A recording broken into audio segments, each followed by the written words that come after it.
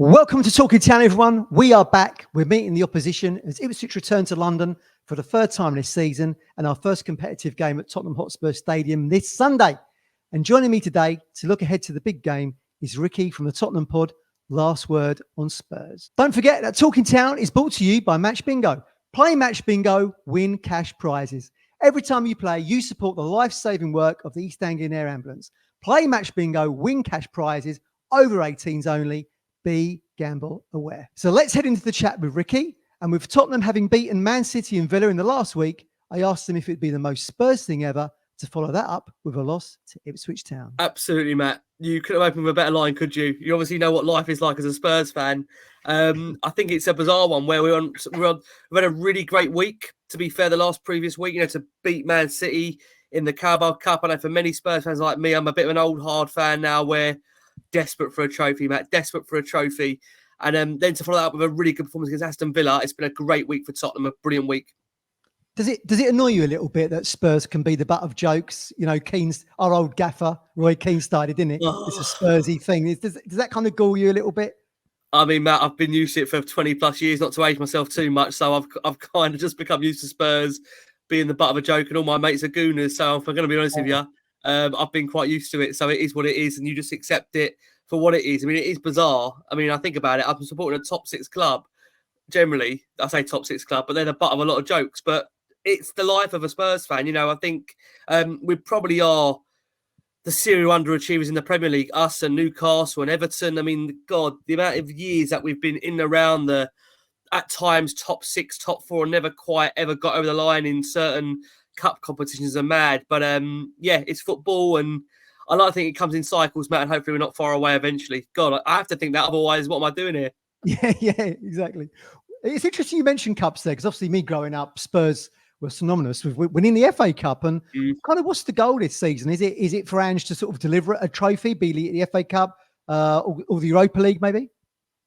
Well, I mean, interestingly, Matt, he's put a lot of pressure on himself because he has made it very abundantly clear that he always wins a trophy in his second season. And he's told a Tottenham fan base that are absolutely starving, hungry as hell for trophies, that he always gets a trophy in his second season. I mean, look, I'll be honest with you.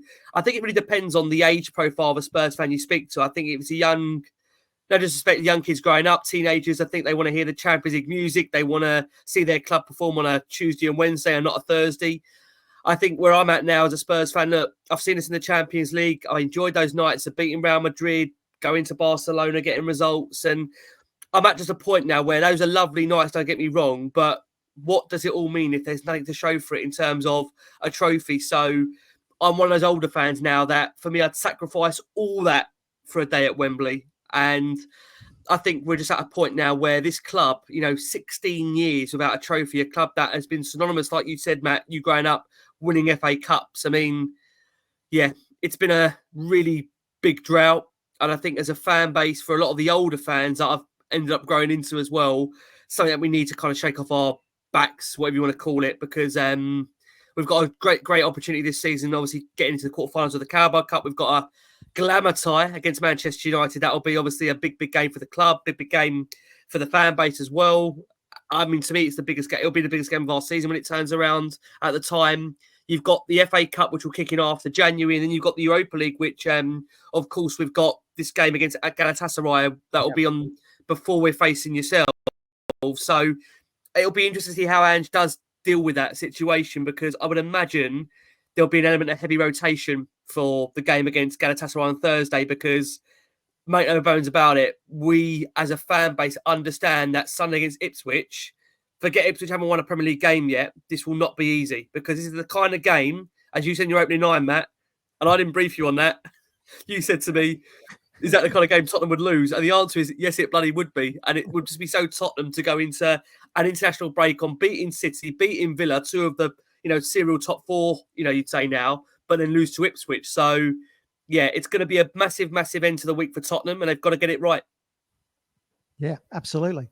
Look, let's stick with the positives for Tottenham, right? You absolutely dismantled Villa in the second half at the weekend. Was that your best performance of the season to date, do you think? I mean, it was a hell of a display, I thought. I mean, I think you'd probably say best second half performance of the season. I think I'd definitely say that. The first half wasn't great. Credit to Villa, they really made it hard for us, frustrated us, broke up play. Really, in some ways, the best way to stop Tottenham playing is to just disrupt the game, because Tottenham love playing when there's a feel to the game, there's a rhythm to the game, and they can get in the ascendancy. And to be fair, I look back at a few weeks ago at the Palace game where we lost and we were bad on that day. I think it's the worst we've played in the Premier League so far. Palace just disrupted the play, wasting time. And absolutely hates that. He absolutely hates, the ball not being in play, and we just couldn't find a room in the game. So I'm really intrigued to see how Ipswich do come across in this game. I've seen Ipswich live a few times this season. I've been really impressed with them. I have really been impressed by the way they use the ball. I've been impressed by the way Delap up front's got his goals. I looked at that the first game of the season against Liverpool. I can only see one winner. And then Slot said he changed it at half time. Yeah. And look, it's a new team to the Premier League. And the thing with Ipswich is this must be really hard for them. They've been used to winning games in the Championship. So when you go from winning to then suddenly not winning, and what are we now in match day 10, the longer that goes on, it does dent the confidence of players. But I do like Kieran McKenna, obviously former Spurs coach as well. And, over the summer, he was linked with a whole host of clubs. There's clearly a really good coach in there. And I think Ipswich will find their way. I just hope it doesn't start against us, Matt. Yeah, exactly. That was going to be my next question, actually, with McKenna. Obviously, he came through as a player at Tottenham, albeit in the youth teams, before he had to retire through injury, then got his coaching break with Spurs. Is he someone who's been on the kind of the radar of Spurs fans, looking ahead a bit further down the line, post-Ange, whoever that works out in the future, as someone who might come back to Tottenham as a manager? Look, the way Tottenham change their managers, God, he might be here in a year's time, the way we change our managers. Look, I think he's really highly thought of and respected amongst the Spurs hierarchy. That's fair to say. And look, you've got to be honest about it, in the summer, he had a huge amount of clubs after him. I know he didn't eventually reach that final stage with the likes of United and Chelsea, but to have that interest in that manager, I think shows you just really how highly rated he is in the game. I think the key thing for him is I think he did the right thing by staying at Ipswich. If he keeps Ipswich up with no disrespect to Ipswich, that'll be a phenomenal achievement. You see how hard it is now, and you probably know it, Matt, now seeing the Premier League week in, week out, that it's now so hard to not only stay in the league, but then maintain your position and build. And I look at this season at the moment, probably you'd say the three clubs that have come up are probably the three favourites to go down. I know Leicester have done okay so far under Cooper, but let's be honest about it. Southampton, they got obviously their first win of the season last week. And the thing is the longer that run goes on for Ipswich by not scoring a goal to win a game, that pressure does build internally and externally. As fans, you start to feel that. And I say the nature of the goals you've conceded very late on, the late 90-minute goals, and suddenly that win that you feel last season was just customary that you were getting week in, week out, suddenly that becomes bigger and bigger and bigger. So the thing with Ipswich, which is great for them against Tottenham, they've got nothing to lose because everybody will be expecting Tottenham to roll them over. Ipswich can come to Tottenham, give it a good go.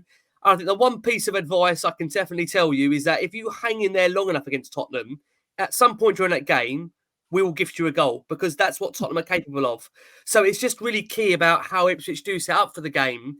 But I might be wrong here, Matt. I don't see Ipswich putting 11 men behind the ball. I just don't. I think they're going to come and have a go. I really, really do. Right. Do you agree? I agree with you. If you saw the game against Brentford, where we go rapidly 2-0 up, and then Brentford obviously show quality, score about 2 goals in a minute to get it back, and eventually we lose 4-3. Yeah, VAR bit us on the backside in that game and all. But I think we probably will. It would be surprising if we did put like a wall of defence in there. I don't see it. It worries me slightly. It's like going on a roller coaster, this with McKenna. Worries me slightly going to that fantastic stadium behind you and seeing what we might do. But you've got goals in you, haven't you? It's interesting to me. You've actually gone behind in 6 of the 10 games this season, haven't you? And we've scored. And Ricky, we've scored 5. We've scored first 5 of our 10 games. Really, so maybe we'll take the lead. I don't know. Yeah, all the actors will be pointing towards that. The thing with Tottenham is we've got a very strong home record this season. Only been beaten by Arsenal at home. Away is where we've really struggled, to be honest with you, in terms of finding that consistency. I think it's only 3 wins in the calendar year on the road. For a club like Tottenham that want to be, it's been that poor. For a club like Tottenham that want to be up there challenging the top 4 under Ange, or he said before the start of the season we want to try and win the league. You ain't gonna be doing that on a record like that with only 3 away wins in a year. So I think there's a lot of growth still to come from this young squad. We have had a really good week. I'm going to be honest, I said the same on last one on Spurs, that in a way, I've really kind of shifted my feeling over the last week. I'll be honest with you, I haven't necessarily been on the Ange train. I've got to be honest. I like him as a guy. I think he speaks ever so well. I think he plays good football. And my question has been whether the football is sustainable over the course of a season to actually get results and propel us to where fans would like to be.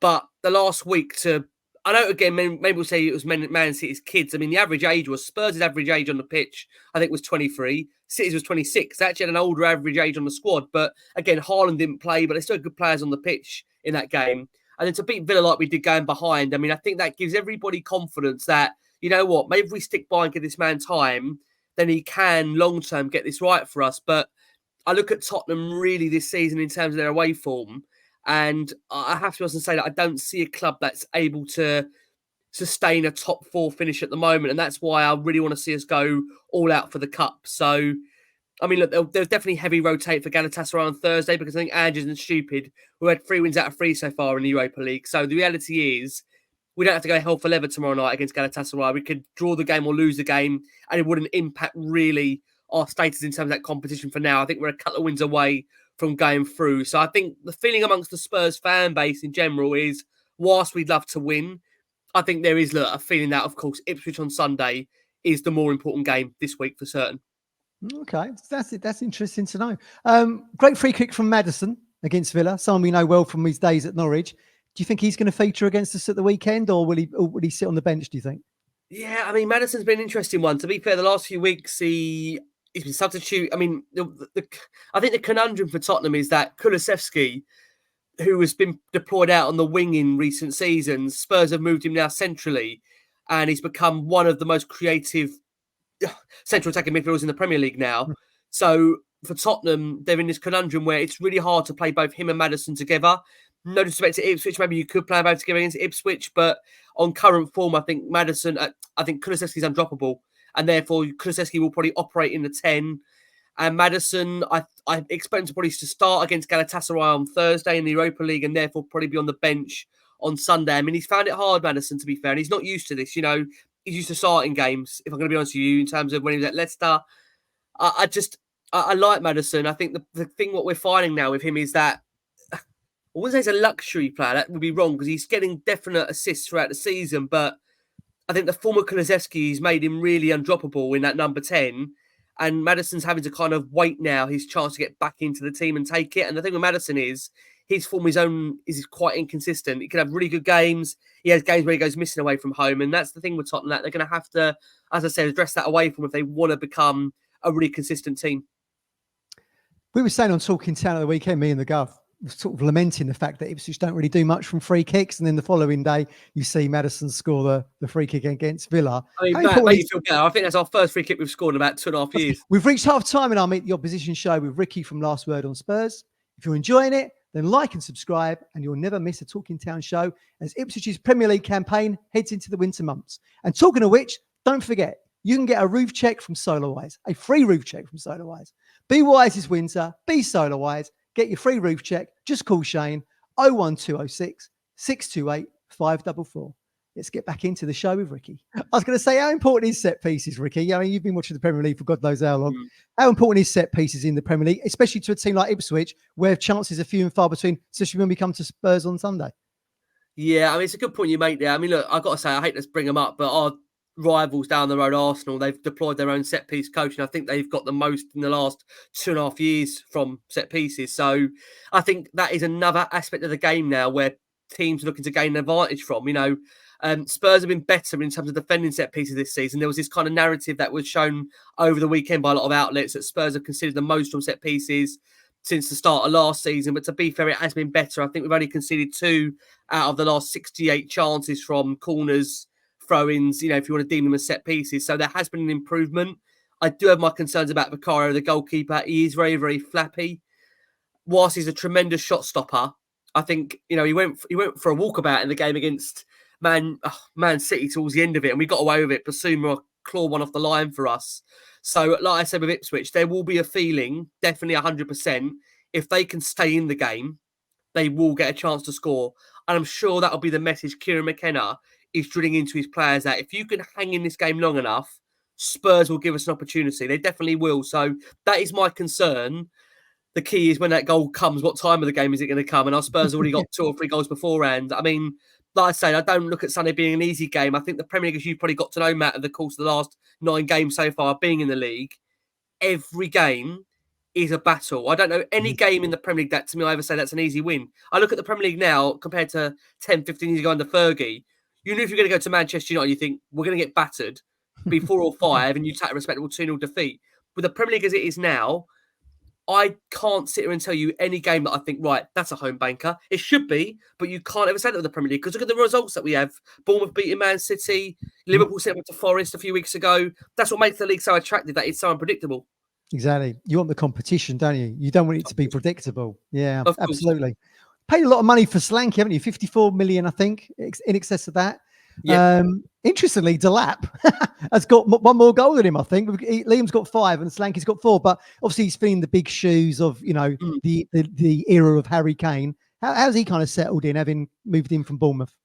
I mean, he's had, I think, 7 goal involvements in the last 10 games. I've really liked what I've seen with Solanke. I think his build-up play has been really, really good. I mean, look, he's not Harry Kane, and who is Harry Kane, really? In terms of, again, it's one of those players that when you've got him, I'm not saying you're not grateful for him, but you only realise after he's gone and you see what he does for Bayern Munich, you think, God, that guy's world class. I mean, look, we would have loved him to stay. I think that Harry, again, similar to a lot of players during their time at Tottenham, Berbatov, Modric, Van der Vaart, I mean, players that have come and gone, that they kind of realise with Tottenham that, it's a great club, great fan base, but I want to win something. And I think that's the problem where, again, with Harry, we come to that point where he was getting to early 30s and he's thinking, it's great having these, golden boots and, these individual awards, as you say, but he wants to win something. And look, I mean, ironically, last year, didn't win anything, which you can't believe being at Bayern Munich. I mean, Yeah. I can't imagine it'll be like that second year in a row, to be our second season in a row there. I can't imagine he won't win something, but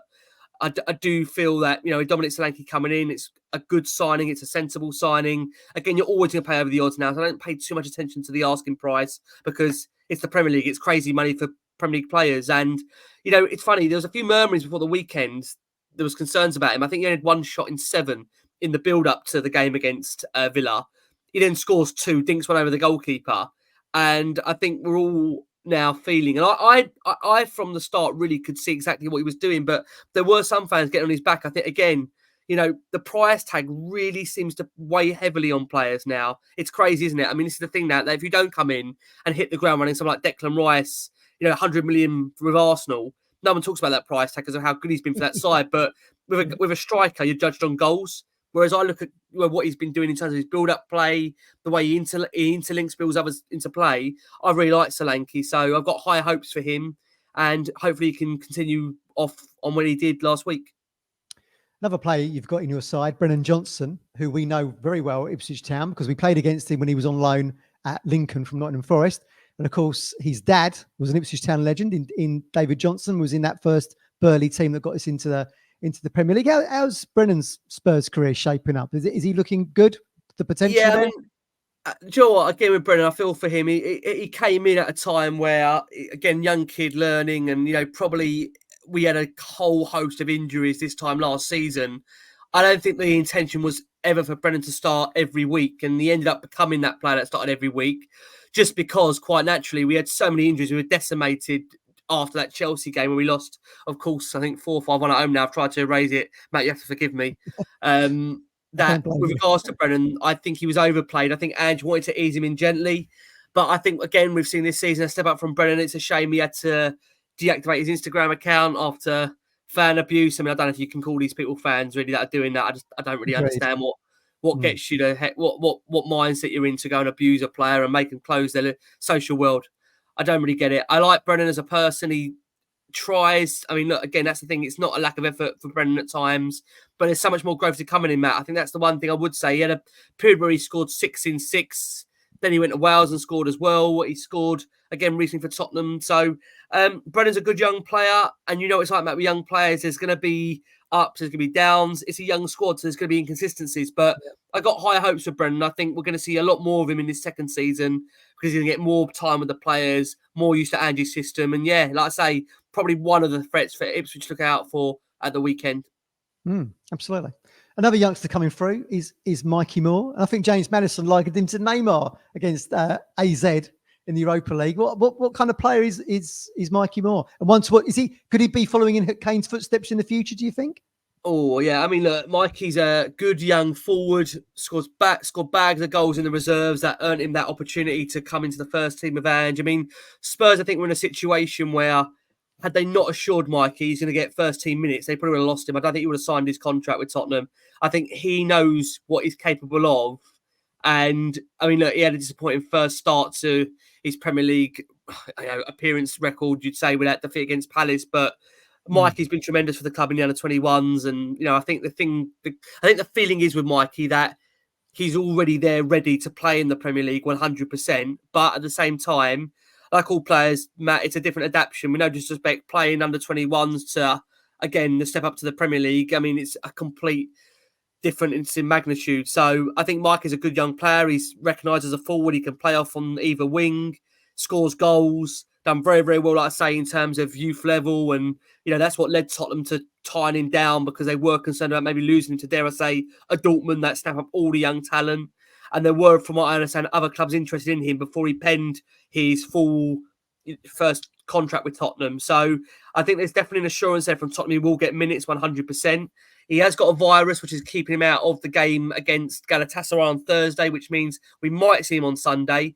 But I think this season will be a kind of bedding in period for him, with then maybe the view that if he does have a good end to this season, we'll see him feature a lot more in the first team next season. Okay, that's good to know. It's good to see these kids coming through, isn't it? I don't want to bring you back to that Chelsea game, Ricky, but all the talk. You are going to bring me back. You're going to bring me back to it. All the talk in Ipswich this weekend, all the game just gone against Leicester, obviously, was the pen we didn't get and VAR not checking it. And I always think back to that Spurs-Chelsea game where, that kind of derailed your season a little bit thanks 100%. To VAR. So, I mean, what's 100%. The feeling with Spurs and the technology there? Are all the fans kind of wish it was binned as well, like us?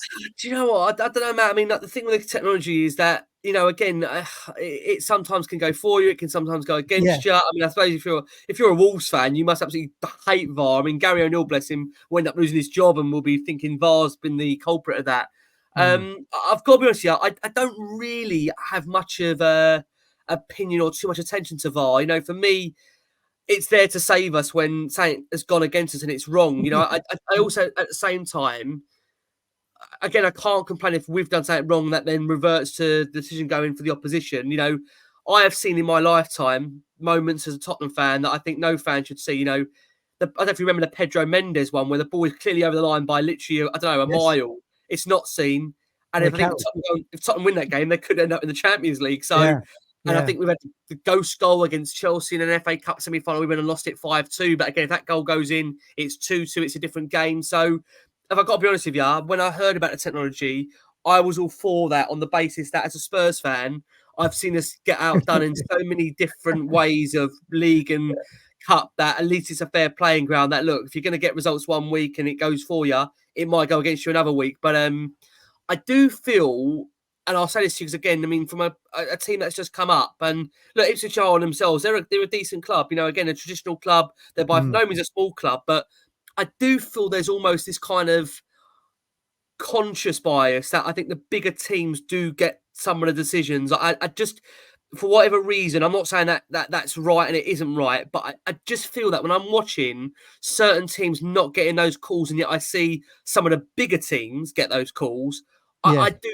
wonder on that, just how fair in terms of, I don't think it's not the actual system or the production, it's the people managing it. It's what Pochettino, I think, said once, it's those that drive the thing that is the problem, not actually the technology. It just needs to be used in the right way, and I do think there's been improvements in it this season. However, I mean, look, you've had one go against you the weekend, you probably feel really hard done by that. Why was that not deemed to be reversed? So I mean, again, I do feel there's almost this conscious bias that bigger teams seem to get the rub of the green on these kind of things.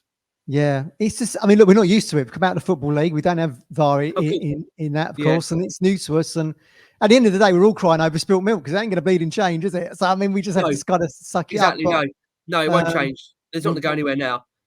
But it's interesting now whether or not we'll because people say the old cliche, isn't it? Oh, it all evens out over the season. We'll have to. I don't think that's the, no, I don't. I mean, no disrespect. I just don't think for those clubs with no disrespect that are fighting for their lives. I'm not sure it does level itself out. I really am not sure it does. I mean, you might argue teams in the top 6 or top 10. That might be a different story. I'm just not sure it's the same for the clubs that are fighting for their lives. And a decision like that can cost you your Premier League status. I don't agree with that at all. Yeah. Probably why Forest lost their shit on Twitter last season. Started messaging out, wasn't it? Yeah. Exactly. The pressures of it. Brilliant. It's been great having you on here, Ricky. We're going to finish off with some quick fire questions for you from some of our Discord listeners. Connor says, the stadium behind you. Thoughts on that new stadium now you've settled in? And do you miss the old White Hart Lane? Well, look, I'll put it like this, Matt. I left White Hart Lane in a title race. And I'm now seeing Tottenham trying to get into the top 4 and top 6. So I'm going to be honest with you. Look, lovely stadium, beautiful place to go. I mean, all your away fans that will be going there will absolutely love it and enjoy it. And it's probably seen as an iconic Premier League venue already. But look, I'll be honest with you. Would I have left White Hart Lane? I loved White Hart Lane is what it is. It's beautiful now, don't get me wrong. And we've built it on the same patch. And it's amazing. When you go there, you can't help but be in awe of it. But you know, I loved White Hart Lane. We was in a title race at White Hart Lane, so I wasn't desperate to leave. But I do understand that you have to move with the times. I mean, look, to be honest with you, we've had some good results there. We've not had amazing nights there to feel that it's properly worthwhile of home yet. You know, White Hart Lane back in the day, I saw some amazing nights under the lights there, beating the likes of, you know, Inter Milan with Bale and just some of the AC Milan results. And I just think, you know, this will come in time, but it's a magnificent stadium and look, it's beautiful. But I'll be honest, Matt, I love the stadium, but I just want to win trophies. You know, again, I wouldn't have left White Hart Lane. I wouldn't have left the stadium if I thought, you know, we weren't going to win anything. But it's not my decision. I'm just a fan. Exactly. It looks fantastic. The Gov's been there to watch the American football, Chicago Bears, and he was loving it. So I'm sure the town fans will have a great day. The town fans will love it. 100%. They'll love it. It looks fantastic on the picture behind you. I've changed this one up from Barry Mann. If you could take a player from the Ipswich Town squad, who would you take? Well, I'd probably say Delap on the basis that Richarlison can't keep fit and we need some backup to Solanke. So Delap would be the man I'd take. But you've got some good players, a few good players at Ipswich that I do have concerns about. But Delap's probably the one that, from a goal scoring threat, he's the one likely to score at the moment. Like you said, I think he's got one more than Solanke. So he's having a really good season. Yeah, absolutely. Ricky, thanks for joining us. It's been great chatting Spurs Ipswich this weekend. So tell me, what do you think the score's going to be at the weekend? What are you thinking? Yeah, I'm going to edge it. I'm going to go for a 3-1 Spurs win. I think we should have enough to get over the line, but it won't be an easy game, that's for sure. So I'll go for a 3-1 Tottenham win, Matt. Ipswich to score first, maybe? Ipswich to score first and Spurs to come back like they've been doing at home for most of the season. So yeah, I will definitely take that for sure. Just not leaving us too late to win it, fingers crossed. We can't take that. Not for our time pressure. So there you go. A great chat with Ricky from Last Word on Spurs. And the good news is the content doesn't stop there on Talking Town, because me and the Gov return this Friday night, 8 p.m, as we count down to Spurs on Sunday. Big shout out to our sponsors, Stone Market Osteopaths. Don't live your life in pain. Call Freddie 01449 613 633 and tell him the Gov from Talking Town has sent